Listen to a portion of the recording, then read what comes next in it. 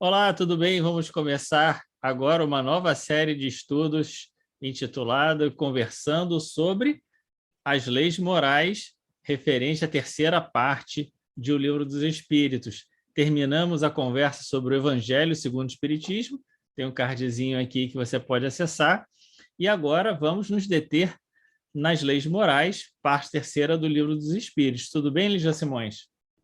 Tudo bem, Pedrinho. Eu acredito que na própria reflexão proposta para hoje, desse capítulo primeiro, a gente já vai perceber o porquê da nossa escolha dessa terceira parte do Livro dos Espíritos, dando sequência aos estudos do Evangelho. Exatamente, essa primeira parte, essa terceira parte do Livro dos Espíritos, melhor dizendo, é dividida em 12 capítulos, que são referente às leis morais, e a primeira que nós vamos comentar hoje é exatamente da lei divina ou natural. Mas antes disso, vamos pedir a Deus que nos abençoe nessa atividade que vamos fazer, né? Que Deus nos abençoe e abençoe a você que está nos assistindo agora, que parou um momento, né, para fazer essa reflexão conosco. Então, vamos começar sobre essa ideia da lei divina e natural. Você quer começar, Lígia Simões? Pois é, eu comecei a pensar, a refletir, quando fiz as leituras durante essa semana desse primeiro capítulo, no título das leis morais da terceira parte. E achei, viu, Pedrinho, que tem toda uma... É aí que a gente faz o link com os nossos estudos anteriores. Porque nós abrimos o estudo do Evangelho segundo o Espiritismo com aquela afirmativa de Kardec na introdução, dizendo, né, das 5 partes em que o Evangelho está dividido, mas quando ele ressalta para nós a importância do ensino moral, porque ele diz que no Evangelho de Jesus nós encontramos um ensino moral que é um código divino inatacável.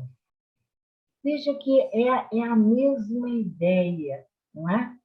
O estudo do ensino moral, a gente pensa no ensino moral e agora a gente vai perceber as leis morais. Lá a palavra do Senhor Jesus trazendo o seu ensino moral, mas aqui em O Livro dos Espíritos, as leis morais, em que se calcaram com certeza todas as máximas e todos os ensinamentos de Jesus para nós. Deus, Pai de todos nós, Criador de todas as coisas, causa primeira de todas as coisas, questão 1 de Livro dos Espíritos, trazendo para nós leis morais. Jesus, o ensino moral, que vai, como Kardec diz lá para nós, nos ensinar regras de bem proceder que abrangem todas as circunstâncias de nossa vida pública ou privada, não é? Princípio básico das relações sociais. Isso é muito importante.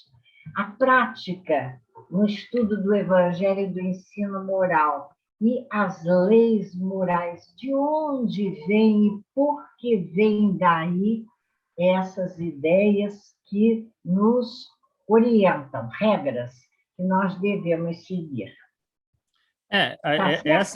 Exatamente essa ideia, né?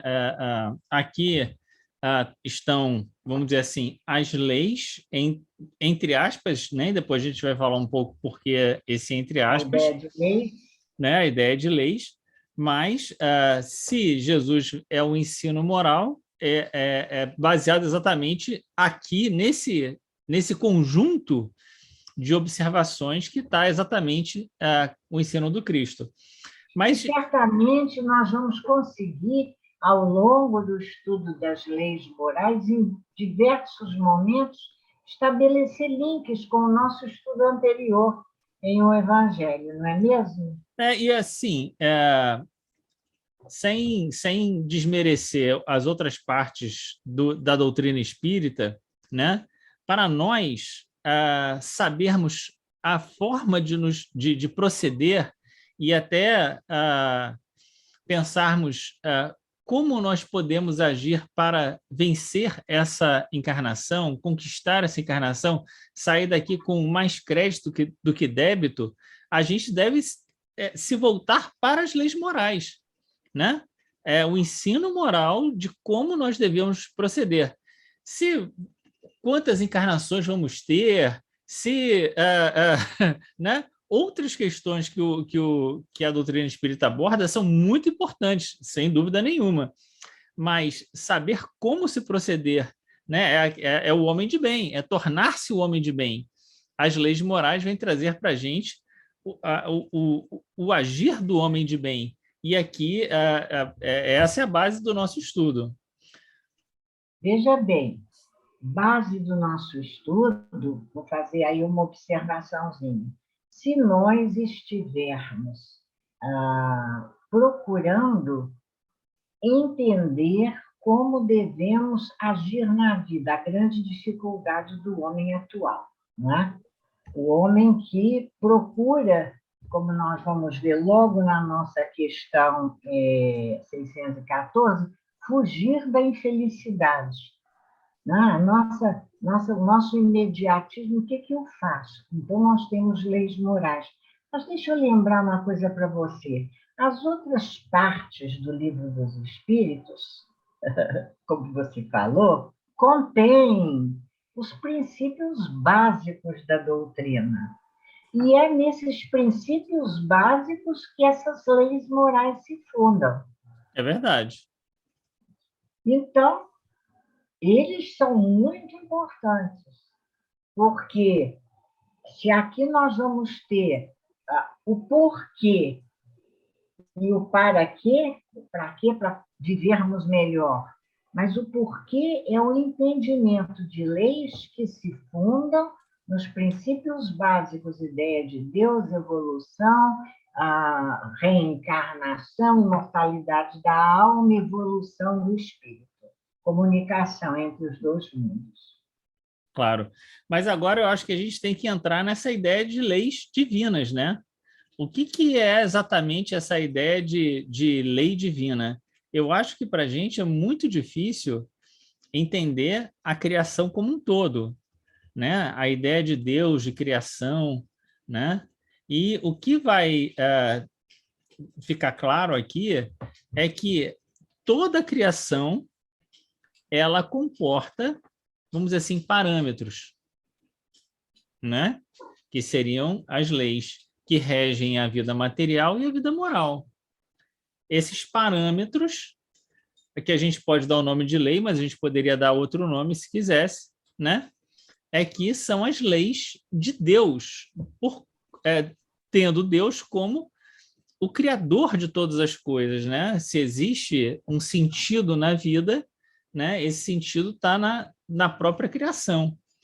Então, a ideia de lei... Oi, desculpa. Não, pode falar. Então, a ideia de lei vem de alguma coisa, não tenho aqui agora definição de leis, mas que se deve cumprir. Porque existe na lei um caráter de obrigatoriedade. Nós somos livres para não cumprir. Mas, saindo dessa lei, nós vamos ver que depois ela aparece de uma maneira muito bonita quando os espíritos a definem como a grande harmonia existente no universo, são as leis. Na verdade, a grande harmonia do universo. Na verdade, a ideia é a seguinte. Sim. A ideia é a seguinte. Kardec viveu num tempo positivista que tinha esse propósito exatamente. Outros pensadores, além de Kardec, pensaram essa ideia de leis morais, no sentido de você encontrar padrões morais de comportamento, certo? Exatamente. Assim como você tem padrões, né, para a lei física, então a água evapora a 100 graus, né? Isso é um padrão. Você teria também padrões para o comportamento moral. E se deu a esse nome a ideia de leis. O que, para a análise da nossa vida aqui de encarnado é muito difícil, porque a gente tem a visão só do encarnado, né? Só da vida material. A gente não tem a visão da vida espiritual. E quando se fala aqui das leis morais, ele não está falando a partir do ponto de vista do encarnado. Ele está falando do ponto de vista da vida muito maior. Por isso que uma das questões é se a lei é imutável, se já ensinou uma vez uma coisa e teve que ensinar outra depois, e toda a resposta é não. Não, a lei é uma só, a lei é imutável, a lei é desde sempre. Portanto, agora ou daqui a quando a gente se tornar espírito perfeito, anjo ou sei lá qualquer coisa, a lei vai ser a mesma. É essa a ideia. Ou os parâmetros de felicidade, a lei de Deus é a mesma, mas, os parâmetros de felicidade serão os mesmos. Mas ela vai sendo adoptada, é uma das respostas, vai sendo adequada, melhor dizendo, também aos diferentes mundos, na compreensão dessa lei. Mas aí não é que a lei modifique, não é que a lei modifique. É como se você falasse, bom, para segunda série eu tenho um rigor, eu tenho um certo ensinamento, para a universidade eu tenho outro rigor, outro ensinamento. A lei não se modificou, a matéria é a mesma, mas você tem níveis de acesso a ela e compreensão e tudo mais que são diferenciados, mas a lei não muda, a ideia é essa, né? Com certeza. Muito bom. E aí temos também uma questão de palavras, porque Kardec fala de lei divina, de lei natural e de lei de Deus. Ele usa adjetiva de diferentes maneiras, não é? E é muito interessante a gente perceber a ideia da lei natural, porque ele começa falando da lei natural, daquilo que está na natureza, desse equilíbrio da natureza no material e no espiritual, leis da natureza. As leis de Deus estão inscritas neste equilíbrio e nesta harmonia da natureza, como estão, e vamos ver depois, também na nossa consciência, não é? Então, o porquê e para quê? O para quê, logo na questão 614, a gente percebe para que nós vamos estudar as leis morais, porque essas leis são as únicas que vão possibilitar ao homem a experiência da felicidade.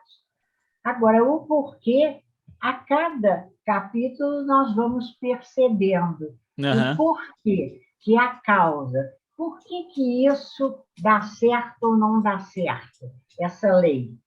O resultado dela é bom ou ruim? Então, nós vamos entender os fundamentos da lei quando nós procurarmos responder ao porquê, não é isso?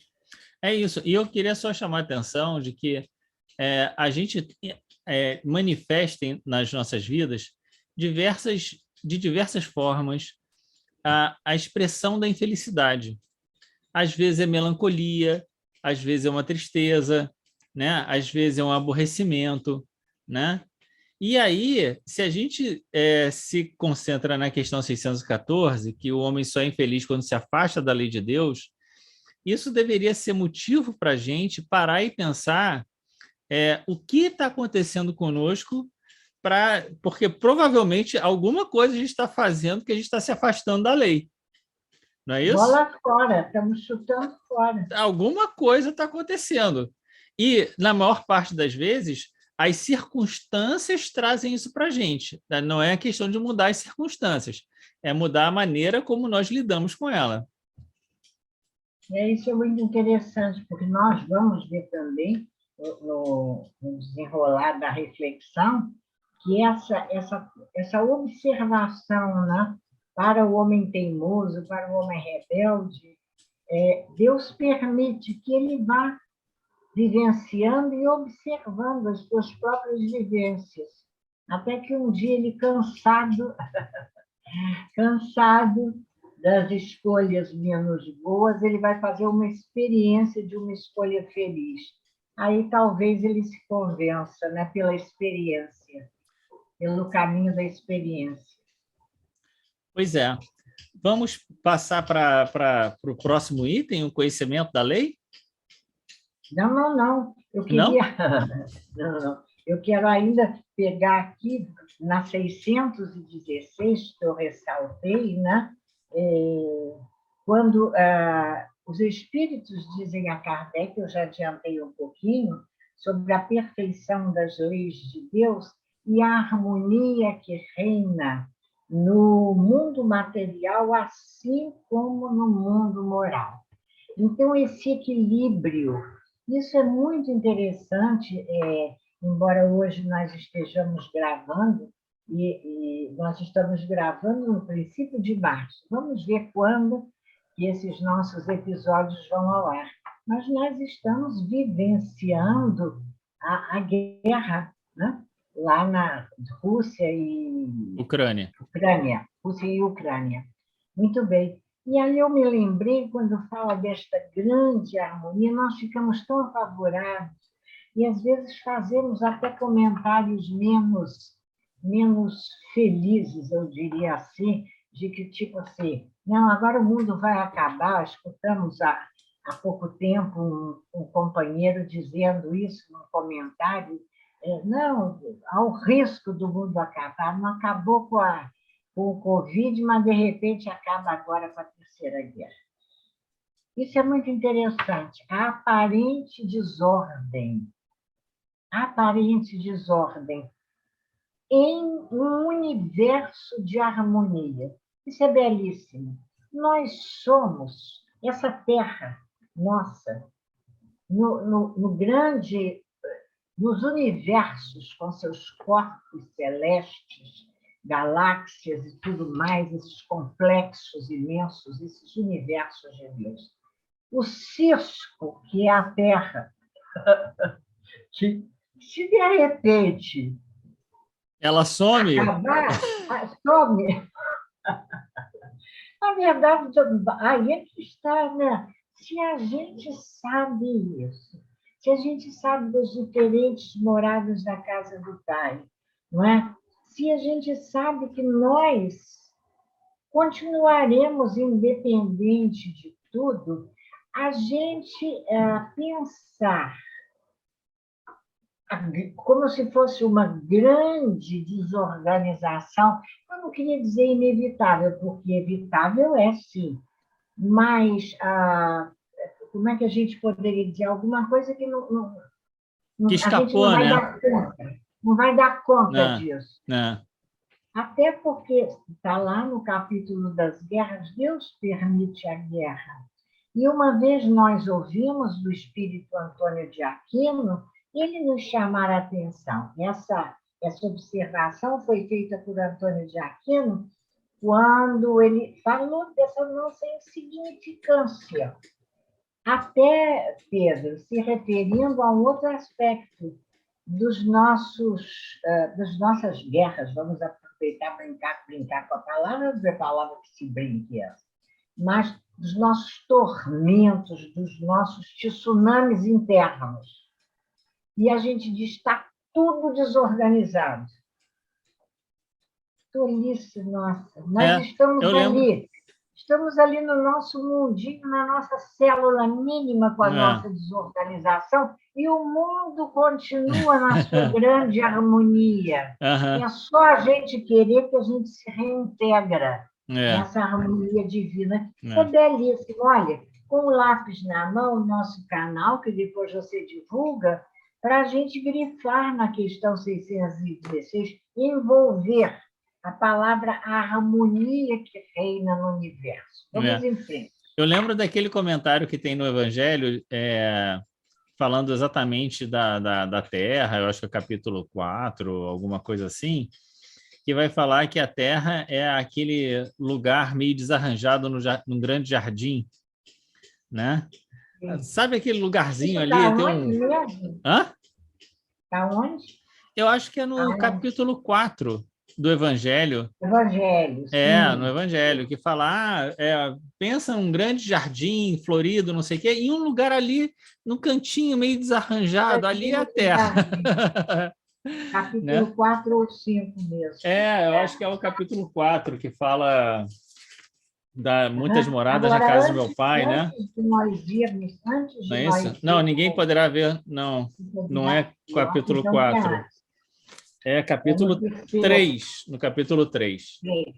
No capítulo Isso. 3. É. É. Olha só, enquanto eu até vou passando os olhos aqui, vai que bate os olhos nesse trechinho que deve estar até grifado aqui.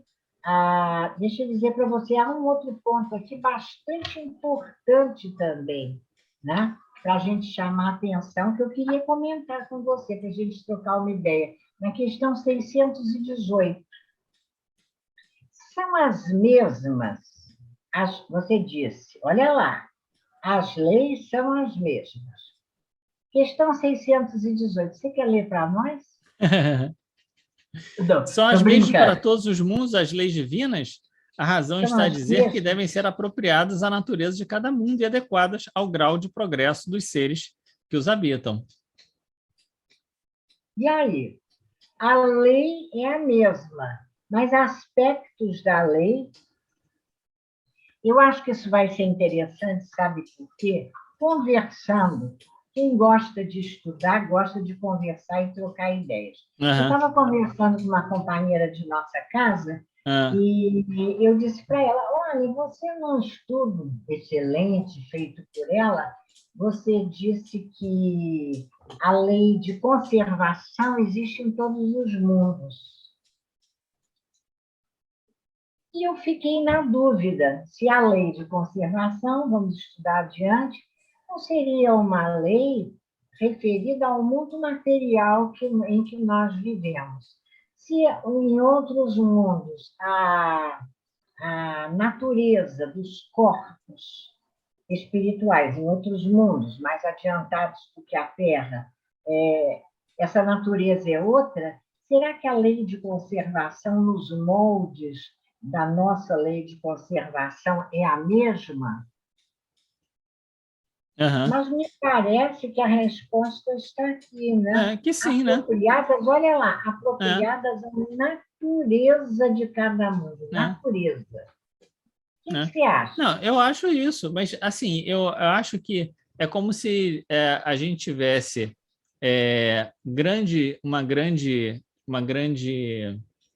lei e você tivesse, pensando nas leis mesmo, num código de leis, uma grande lei, e os artigos que vão especificar né, para cada situação, para cada circunstância, né? Dado que isso aconteça, mas é lógico que a gente está falando de algo absolutamente abstrato, né? Quer dizer, isso se dá de forma dinâmica, né? Isso se dá de forma natural, né? Mas o princípio é que as leis de Deus, elas não mudam, né? Elas podem estar Com certeza, mais... imutáveis. São imutáveis, elas podem estar mais ou menos adaptadas e certamente estão às circunstâncias do mundo e da progressão dos espíritos, mas o princípio da lei é a mesma. Você não vai encontrar em um mundo a ideia do amor, né, que de uma lei contradiga... que seja de outro, de um outro, que não seja Deus como Exatamente, inteligência exatamente, suprema exatamente. única. Talvez, essa ideia que a gente tem, que foi trazida por Jesus, do amor como fazer o outro aquilo que a gente gostaria que outros nos fizesse, seja ainda uma forma pequenada do amor.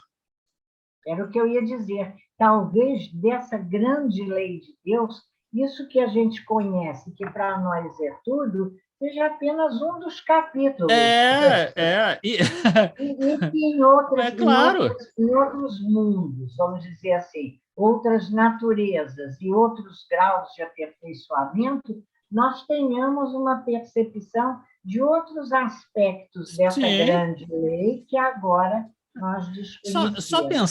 Só pensar que as encarnações são a fase da infância do espírito. Pois é. Então, vai chegar um momento em que a gente não precisa mais encarnar e a gente tem a eternidade pela frente.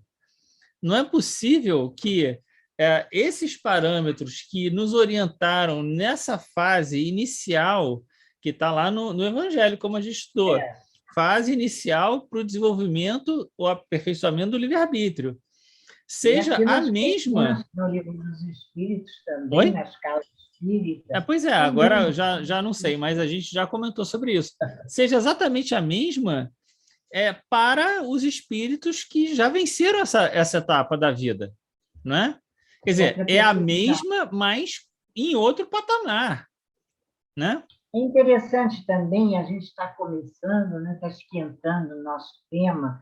A gente, quando a gente pensa a lei de Deus, a gente quer ter domínio, entendimento total da grande lei, vamos botar assim, a grande lei. Mas a gente não tem ideia de Deus, né? Não tem nem ideia de Deus.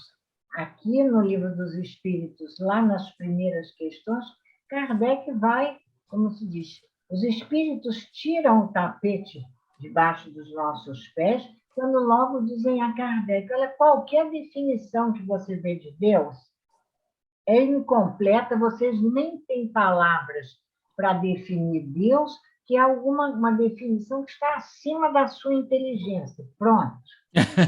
Acabou. E aí faz um link com isso que está aqui nas nossas primeiras questões, porque lá no capítulo 1, na ideia de Deus, né, Kardec também vai afirmar que tudo o que a gente faz é tentar abstrair a ideia de Deus a partir dos padrões conhecidos por nós.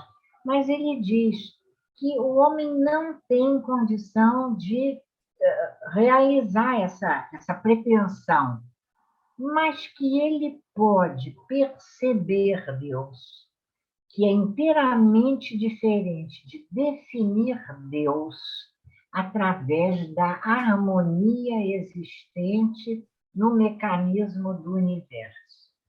A harmonia existente no mecanismo do universo. Então, é aquilo que eu falei há pouquinho, para o homem teimoso, que quer ser inteligente o suficiente. Mas me explica mais. Mas como é que é isso de Deus? Eu adoro, né? Às vezes nós, não somos outros, somos nós. Mas me explica aí, como é que é isso de Deus? Gente, não pensa como é que é isso de Deus. Observa a harmonia existente no mecanismo do universo. Isso é fantástico. E a gente vê a precariedade das nossas palavras e da nossa maneira de referir-se a Deus, tanto pelos superlativos que a gente usa, né? Deus é perfeito, onisciente, onipresente, coisas que são próprias, né? Gente se superlativa para dizer o que é Deus, humano para definir assim Deus. também como a própria ideia das leis de Deus. Também, né? também. Que Kardec vai perguntar lá no finalzinho, né? Vem cá, você acha que tá bom isso aí, essa arrumação aí das leis? Aí o espírito diz, querido, se arruma como você quiser, porque é importante que a gente... Importa que cada coisa venha a seu tempo, está tudo adequado ao teu padrão. Exatamente. Você estabelece aí o padrão, a gente vai falar de acordo com o que você estabelecer, mas seguramente, né, a ideia que os espíritos superiores têm da lei de Deus é maior do que o que está aqui, né? Com certeza. Bom, e o conhecimento da lei? Todos conhecem? Questão 619? Pois é, essa é uma questão, esse conjunto de perguntas, né? Eu acho que é um conjunto de perguntas que a gente tem, primeiro, essa ideia do conhecimento e dos profetas depois, que tem aí a ideia dos falsos profetas depois, que a gente pode comentar também, né? Mas a ideia de que, bom, como criaturas de Deus, nós temos esses princípios da criação em nós, né? Eu acho que esse é o melhor entendimento para a ideia de que da questão 621, onde está escrita a lei de Deus na nossa consciência, que é a ideia de que, bom, há nós temos internalizado, né? E a gente precisa despertar isso em nós, né? Através da observação, através da experiência, esse conjunto de conhecimentos, né? De Deus em nós.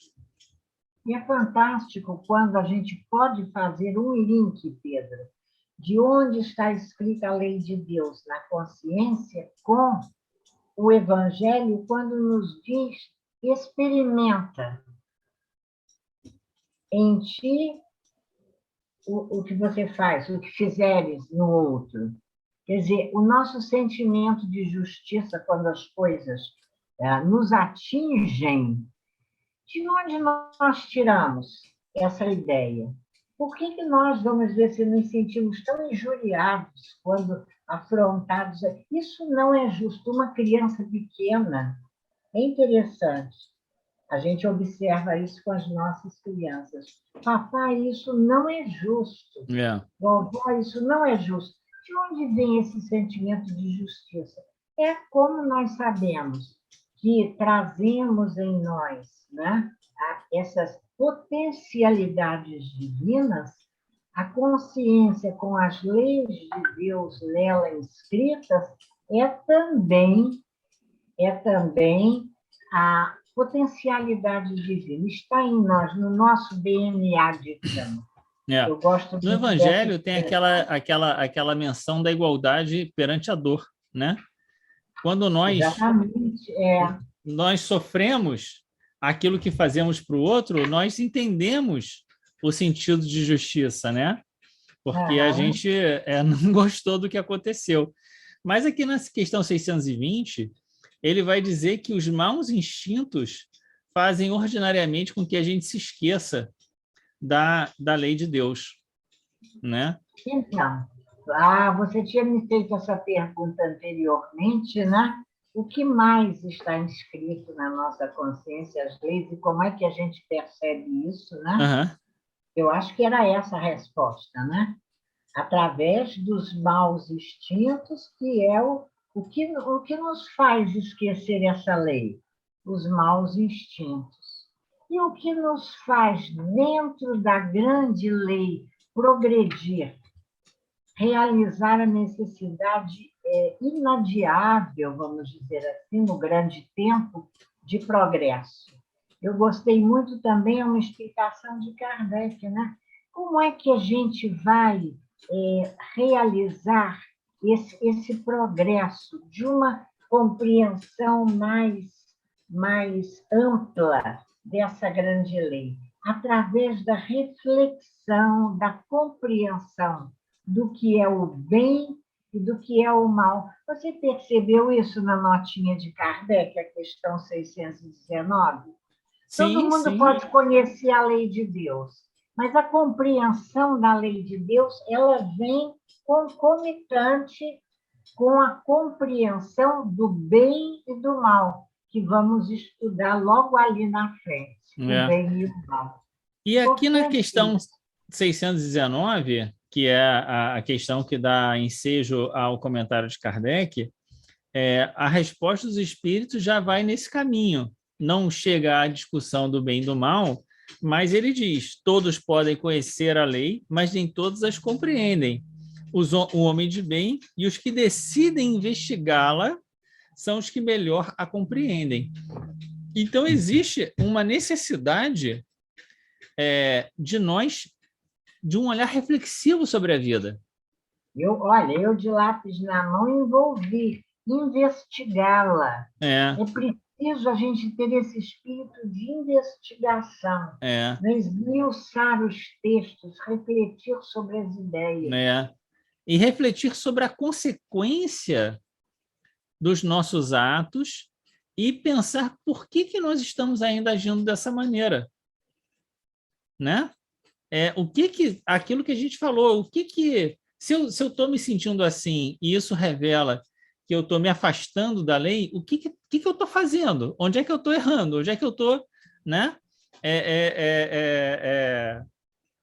Tropeçando aqui, né? Eu estou fazendo assim, ainda estou sofrendo. Pois é, então alguma coisa eu estou fazendo que não é legal, Sofrendo. né? É porque Ou alguma coisa não está legal. então é necessário e aí é que ela tem eu não sei mais onde foi que eu li isso, que fala sobre a nossa distração em relação à vida, né?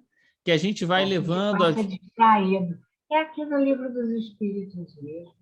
tem a Depois questão da a gente distração, né? A gente localiza. deve encontrar pela frente alguma hora que fala assim, bom, mas a gente é muito distraído, porque vai passando e ao invés de parar e pensar e meditar, né? Meditar nesse sentido, né? De ter uma ação reflexiva sobre o que está fazendo, voltar para o texto, ler de novo, conversar com aquelas pessoas que podem nos orientar, a gente vai atropelando e se atropela nesse caminho, né? Uhum. Olha cá. E é muito importante também, bom, agora 622. Vamos para 622, que a nossa hora está passando. Não, eu acho que a gente pode falar agora dos profetas, né? Porque vai perguntar se Deus confiou a alguém, né, aos homens a missão de revelar a lei de Deus. A resposta é sim, né? Confiou em Deus todos os tempos. confia, e Hã? Deus confia essa missão aos espíritos superiores. Né? Daí, como diz aqui no Sul, a gente percebe que nos últimos tempos muitos companheiros nossos, muitos de nós, para a gente se incluir, têm se achado espírito superior, menino. Não, tem muito espírito, não dá para nascer tantos espíritos superiores de uma vez. Você percebe Todo mundo quer essa explicar para o outro caminho da lei, né? Mas essa missão foi confiada a espíritos superiores. E há poucos, né? Será que tem A tantos assim encarnados reencarnação de aqui? espíritos superiores nesse caráter, com o fim de fazer progredir a Né? humanidade. Né? A humanidade, né? A A humanidade. humanidade. Então, Gente, já é importante a gente deixar aqui um parênteses de que a gente não tem essa pretensão. não temos A gente direito. a gente só está comentando aqui, só está A gente só está conversando. estudando um com o outro, e o outro com... A gente não tem essa pretensão. Pois é, porque muitos homens dizem... Mas agora, aí vem um outro lado interessante.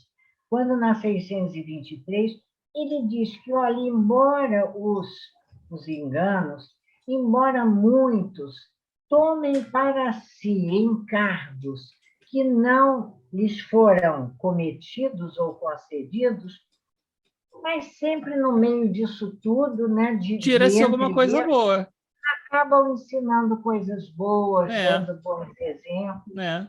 É verdade. Então, pronto. O problema é que nesses casos é difícil separar o joio do trigo, né? O que de fato se aproveita como uma inspiração superior e às vezes isso vem maculado, né? Com outras coisas que, ao invés de fato ajudar a compreensão, acabam dificultando, né? Mas aí a nossa obrigação é investigar, questão 619, É isso aí. refletir, não é? Tendo por parâmetro sempre aquilo que nos foi ensinado, não é verdade? Pelas leis e pelo estudo dessas leis naturais. E aí a gente tem 624, 625, que a gente poderia juntar, né, para dizer que Jesus é o nosso modelo e guia, né? Porque ele ensinou, praticou, deu testemunho, né?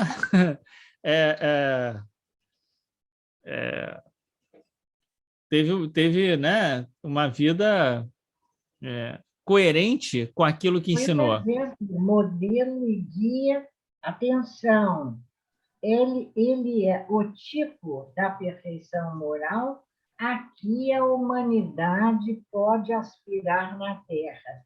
Você veja a grande sabedoria divina, porque tudo, até o Cristo, É adequado, está adequado. adequado ao nosso tipo de perfeição moral. Olha, isso é importante, sabe? Mas é isso que eu digo. Aí, eu sei lá quem foi mais que comentou, Pedrinho. Eu acho que nós já falamos até isso em nossos estudos do Evangelho, quando diz assim, puxa, se esse é o Cristo, essa luz para nós maior, é o Cristo desse planetinha, o que será um Cristo das galáxias? Não é? Porque existem outros Cristos, a gente sabe disso. Mas isso aí já está devagarinho, à medida que nós formos compreendendo cada vez melhor o bem e o mal, nós vamos entendendo melhor dessas coisas. Para nós, Jesus é modelo e guia. E a compreensão dos ensinamentos de Jesus é um alerta para nós. A necessidade de entender, da gente ir percebendo, não apenas tentar traduzir a ipsilítere, a palavra, a letra do ensinamento de Jesus, mas o seu significado, percebendo muitas vezes que a possibilidade de Jesus adequar a sua palavra, isso há pouco tempo eu refletia num estudo novo que venho fazendo sobre essa possibilidade. Jesus adequava, a gente nem percebia, mas é como se ele estivesse falando a palavra de Jesus, essa imagem me veio, é como de um orador, mas num auditório de pessoas das mais diferentes nacionalidades, todas com um tradutorzinho no ouvido, né? Então, a palavra é uma só, mas a tradução vai sendo feita de acordo com cada idioma.